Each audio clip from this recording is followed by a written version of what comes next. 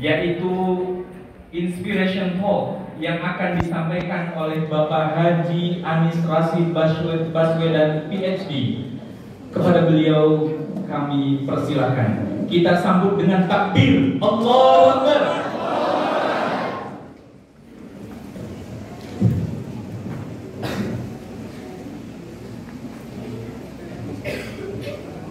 Jalan aja. Saya permisi sebentar.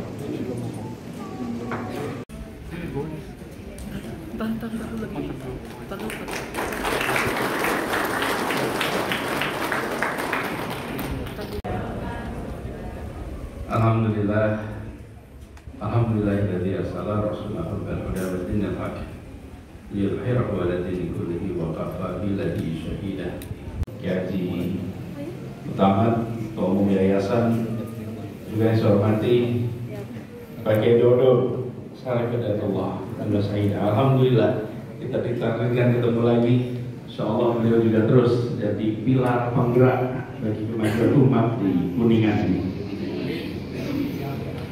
Para tokoh masyarakat dari dalam catatan kami, Bapak Dr. Andes Wahid, Ketua Pengurus Daerah Muhammadiyah, juga Kiai Haji Aam Amiruddin, Ketua NU Kabupaten Kuningan, dan juga kalau dilihat di sini ada bersama kami Pak Haji Atang Sugiono di paling kiri dan paling kanan Pak Haji Tatang. Ini adalah penggerak-penggerak di Kuningan yang selama ini bergerak bersama, dan semua saja para tokoh masyarakat yang mohon izin tidak disebut nama satu-satu, serta para santri semua. Mana santrinya di sini? Angkat tangan ya coba santrinya. Oh, yang dapat giliran yang perempuan dulu ya. Santri semua. Pak Kiai, saya ingin sampaikan rasa syukur, alhamdulillah, bahwa hari ini dapat kesempatan untuk melihat dari dekat yang sudah didengar dari jauh. Pondok pesantren Husnul Khotimah ini, namanya, gaungnya, dan cerita dari mereka-mereka yang mengirimkan anaknya ke sini itu sudah luar biasa luas di Jakarta. Luar biasa luas di Jakarta. Bahkan di kantor saya saja, kalau ditanya salah satu pondok yang santrinya paling sering ke ruangan saya ini Husnul Khotimah. Enggak. Karena apa? Karena kalau dikabarin sama yang Pamdal itu yang menjaga apa? Pengamanan dalam. Dikabarin, Pak ada yang datang. Itu nggak pakai appointment. Datang dari mana? Husnul Khotimah. Dan nanti di antara waktu kita ketemu. Ini yang suka kebalik Pak pasti tahu itu. Kalau bikin appointment malah susah. Tapi kalau nunggu begitu ada waktu semua. Dari mana saya tanya Husnul Khotimah? Cuma mau ketemu aja Pak. Yuk sini waktu sini. Anak Husnul Khotimah ini berani-berani bagian. Mereka itu tidak pakai urutan protokol, nggak apa-apa, datang aja sudah langsung. Dan ada memang yang ayahnya bekerja di DKI, dan kemudian ada anaknya di sini. Kalau nggak salah satu ketua OSIS atau apa dulu di sini. Nah, tapi inilah yang kemudian menjadi keyakinan dari saya bahwa insya Allah tempat ini hitungan kilometernya jauh dari ibu kota. Kalau dihitung kilometer, tetapi insya Allah tempat ini menjadi tempat penumbuhan manusia-manusia baru yang nantinya akan memberikan manfaat bagi kemajuan umat kita. Insya Allah. Dalam perkembangannya usia yang relatif muda bagi sebuah pondok pesantren, 94 ya tidak salah baik, 94 sampai sekarang 29 tahun, tapi ini masih panjang perjalanannya. Jadi kalau mau tahu tua atau muda, paling gampang lihat ceritanya. Kalau yang dibahas masa depan berarti masih muda. Kalau yang dibahas masa lalu, tanda-tanda tua.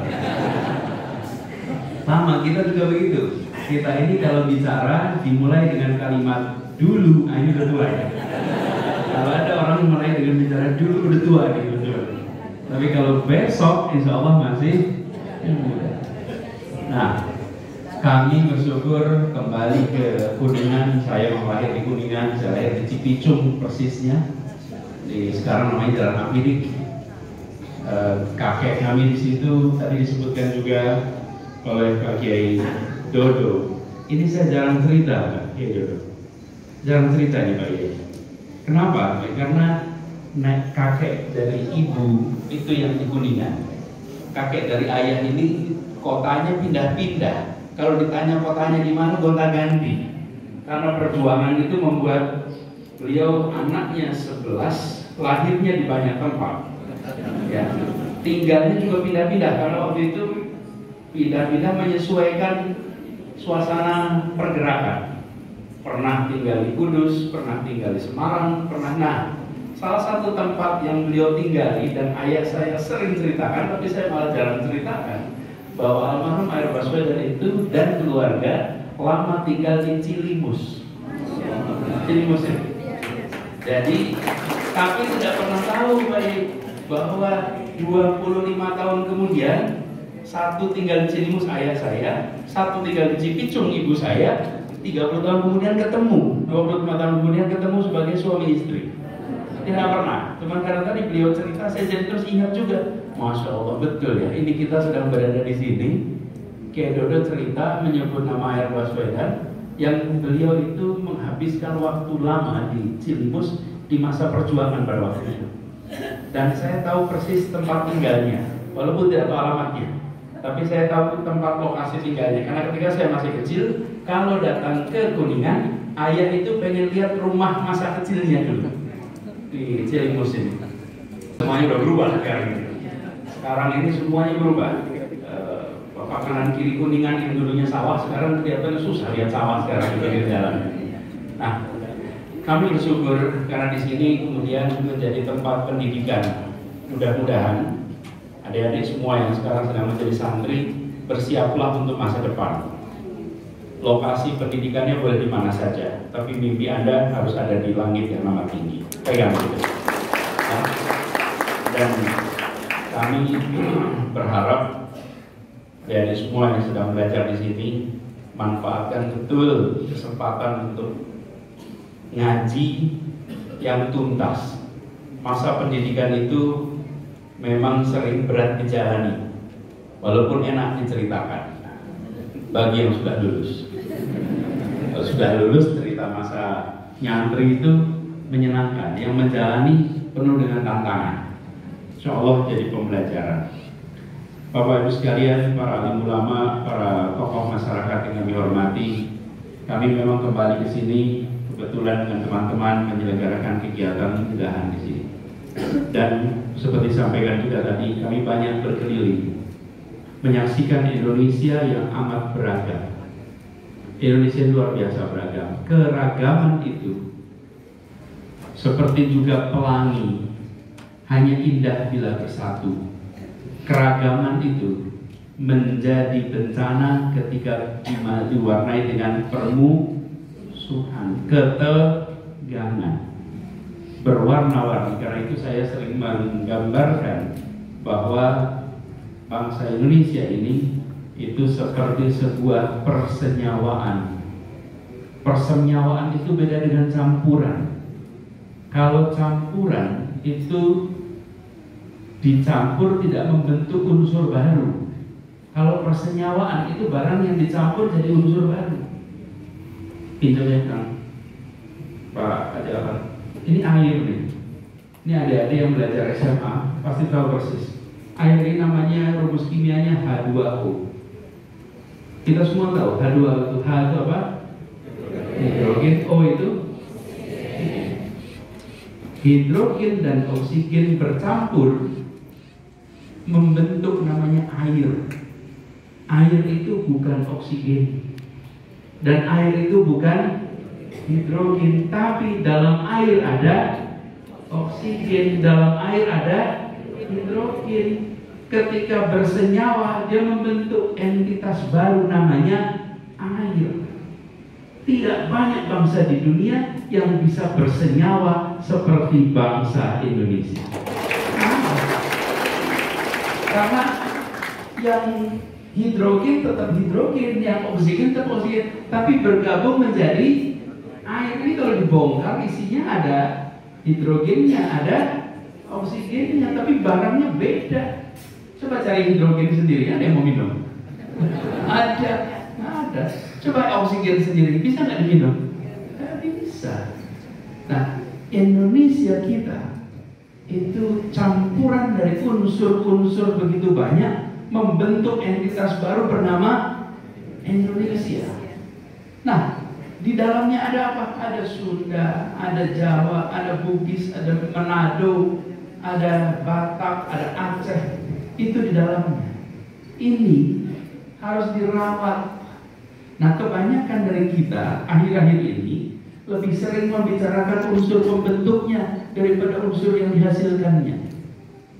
Masing-masing kita, oh saya hidrogen, oh saya oksigen, untuk menunjukkan bahwa kita terdiri dari unsur yang begitu banyak. Lupa bahwa kita ini sudah menjadi Indonesia.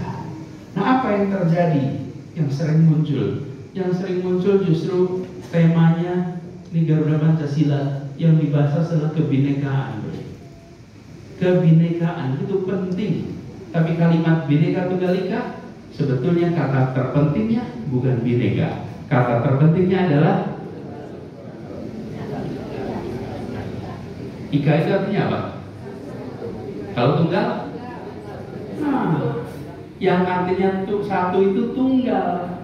Ika itu bukan. Ika itu iki. Ini. Jadi berbeda yang satu ini. Itu Ika. Jadi kata pentingnya hari ini yang sering bicara bineka. Padahal yang hebat dari Indonesia bukan binekanya. Yang hebat itu tunggalnya. Itulah hebatnya Indonesia. Jadi saya sering sampaikan kepada mereka yang menyampaikan pentingnya menonjolkan bineka. Kalau menonjolkan bineka itu seperti menonjolkan oksigennya, menonjolkan hidrogennya. Sementara kita sudah menjadi Indonesia. Nah, itu sering kami dorong dan mudah-mudahan bisa dijaga. Tapi menjaga itu pengalaman kami bertugas di Jakarta, para alim ulama, para tokoh masyarakat, kata kuncinya rasa keadilan. Bila di situ ada rasa keadilan, insya Allah persatuan bisa dijaga. Tapi bila tidak ada rasa keadilan, sulit menjaga persatuan. Kalau ada contohnya persatuan dalam ketimpangan, kami pengen lihat begitu. Kalau ada contoh persatuan dalam ketimpangan, kami pengen tahu contohnya di mana. Dan kita belum ketemu. Selalu keadilan, dan itu bisa dikerjakan dalam waktu yang pendek sekalipun. Tadi disampaikan oleh Kiai Hidin cerita Khalifah Umar bin Abdul Aziz. Itu betul, Umar bin Abdul Aziz itu hanya 3 tahun bertugas. Sekitar 1203 tahun yang lalu, ketika Umar bin Abdul Aziz wafat itu tahun 720. Jadi kalau dihitung sekarang kira-kira ada 1203 tahun yang lalu. Tapi karena di sana ada rasa keadilan, maka walaupun hanya 3 tahun sampai 1200 tahun kemudian masih diingat peristiwanya. Jadi tidak perlu diperpanjang masa tugasnya. Cukup 3 tahun. Cukup 3 tahun ada, itu diingat sampai sekarang. Jadi ternyata bukan panjang pendeknya, betul? Tetapi hadir rasa keadilan atau ada rasa keadilan, di situ rasa kuncinya. Nah, kami mendapatkan amanat baru, karena itu di dalam silaturahmi kembali ke Kuningan, kami ingin menyampaikan kepada semuanya, mohon kami didoakan, mohon kami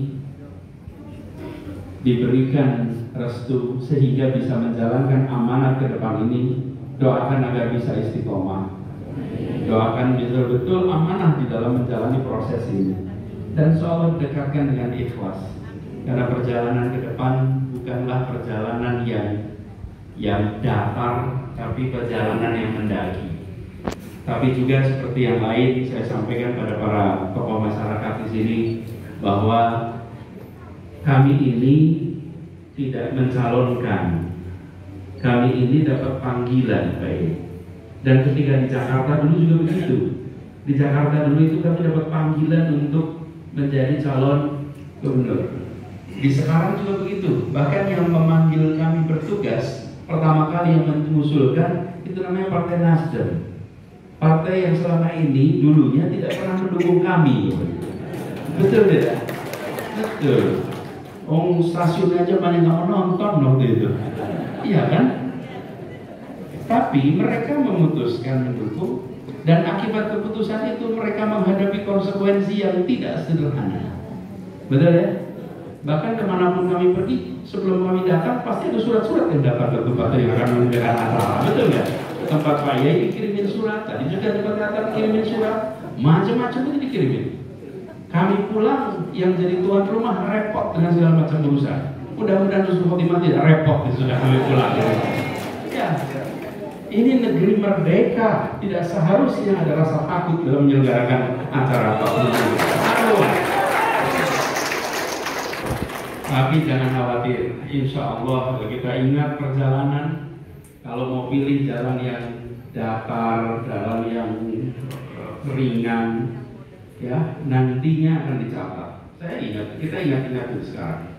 Kalau menengok di masa orang tua kita, ada tidak anak cucu yang orang tuanya bekerja jadi komprador Belanda hari ini dengan bangga menceritakan peran orang tuanya? Ada. Yang melawan Belanda itu mengalami penindasan, penangkapan, proses, repot hidupnya. Tapi hari kemudian mereka menceritakan masa perjuangan itu dengan rasa syukur dan bangga. Ingat-ingat ini untuk ke depan.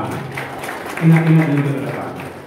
Bahwa kita bukan bagian, dan ini harus diusahakan semuanya. Tidak mungkin dikerjakan sendirian. Kita mau ingin mengubah nasib Indonesia, itu yang ingin kita kerjakan. Jadi tadi sampaikan oleh Pak Kiai Ahidin, kami mohon diberikan dukungan doa ini, dan berikan kami nasihat, berikan kami petunjuk, sehingga amanah yang diembankan ini bisa dijalankan dengan sebaik-baiknya. Dan kami yakin, seperti kami menjalani di Jakarta, kami ini sering sekali ketemu dengan jalan menjelang buntu ini, menjelang buntu. Tapi akhirnya ada jalan keluar. Dari mana itu Allah kirimkan jalan keluar itu? Lewat siapa? Saya yakin ini adalah jawaban atas doa orang-orang yang mendoakan tanpa pernah kami dengar, tanpa pernah kami jumpa, tanpa pernah kami ketemu. Karena saya ini baik kemana saja ketemu. Kalau ditanya ngurusin Jakarta itu berat? Enggak berat. Besar iya. Yang lebih berat itu kalau bertemu dengan orang-orang yang dulu berjuang ketika pilkada. Itu lebih berat. Itu lebih berat. Saya ke bandara ketemu orang, Pak Anies salam. Saya juga datang, Pak Anies ikut mendoakan Bapak. Saya juga pernah ke Jakarta. Kemanapun saya pergi pasti ketemu. Itu tidak dialami. Saya ketemu. Saya pernah pergi ke Nusa Tenggara, Pak. Setelah Nusa Tenggara itu yang nyetirin mobil 2 hari di sana, sewa mobil kami Innova. Di ujung mau pulang itu yang nyetirin Pak Anies, boleh saya foto sama Bapak? Iya boleh dong, pasti, silakan jadi kita foto sama-sama. Dan selesai foto baru bilang, Pak Anies, dulu kami di sini berombongan Pak, naik bis ke Jakarta Pak, untuk ikut ngawasin pemilu di Jakarta. Bayangkan Pak, itu yang saya katakan sebagai tanggung jawab moral. Bukan soal urusan Jakarta. Jadi kalau Jakarta itu dibully dan ringan. Yang lebih berat itu adalah ketika kita mempertanggungjawabkan di hadapan Allah nanti, dan hari ini ketemu dengan orang-orang yang memperjuangkan yang tanpa pernah minta apapun juga. Itu bulan lalu saya ke Pontianak. Pontianak itu bertemu dengan rombongan begitu banyak. Siapa mereka yang ketemu semuanya? Pak, kami dulu mengawasin TPS di Jakarta. Satu-satu disebutin namanya, tugasnya di mana tugasnya. Dan tidak pernah sesudah pilkada itu datang Pak Anies minta proyek, nggak ada. Pak Anies itu tidak ada sama sekali. Dan itu saya rasakan di seluruh Indonesia. Kemanapun pergi, kemanapun, itu beban moral yang saya rasakan. Tapi alhamdulillah doa mereka juga yang kemudian membukakan pintu-pintu jalan keluar di Jakarta ini. Jadi dalam kesempatan ini mohon kita diberikan kepada semuanya doanya itu. Dan insya Allah ke depan nanti dimudahkan perjalanan. Insya Allah kita berharap dari Kuningan kita bawa pesan perubahan untuk Indonesia.